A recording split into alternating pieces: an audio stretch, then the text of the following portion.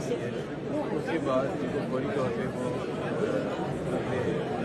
अस्सलाम वालेकुम नाजरीन, आप देख रहे हैं अलर्ट पाकिस्तान। तो नाजरीन, आपने वफात चौधरी और इसाक डार की वो वीडियो तो देख ही ली है जिसमें इकट्ठे बैठे हुए हैं। थोड़ी सी और वीडियो इसकी आगे डिटेल के साथ आपको दिखाते हैं।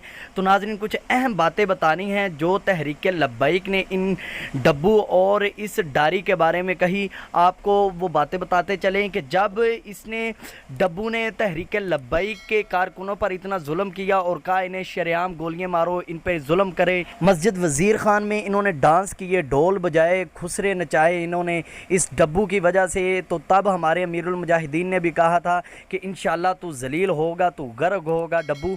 तो आज ये देख लें, ये ज़िल्लत का निशाना बना हुआ है। हमारे कायदे मोहतरम ने, हाफ़िज़ साद हुसैन रिज़वी साहब ने भी ये कहा था कि डब्बू एक दिन जलील होगा, तूने मस्जिद वज़ीर खान में इस तरह का काम करवाया जहाँ पे अल्लाह ताला की इबादत की जाती है, नमाज़ पढ़ी जाती है।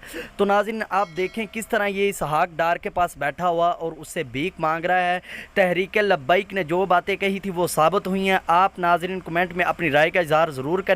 और मुझे बहुत अफसोस है, एक और बात आपको बताता चलूँ, वो लोग पागल हैं जो इनकी वजह से आपस में लड़ते हैं और आपस के तल्लुकात ख़राब करते हैं। मुझे अफसोस है ऐसे लोगों पर कि जो इनके पीछे लग के अपने तल्लुकात ख़राब करते हैं। ये तो बड़े लोग एक हो जाते हैं, तो नीचे वाले जो बेचारे हैं वो आपस में लड़ते रहते हैं।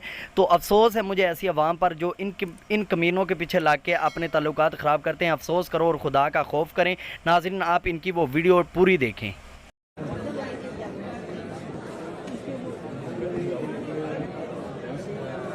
वाइफ की एक हिच है, वो ये कि जब ये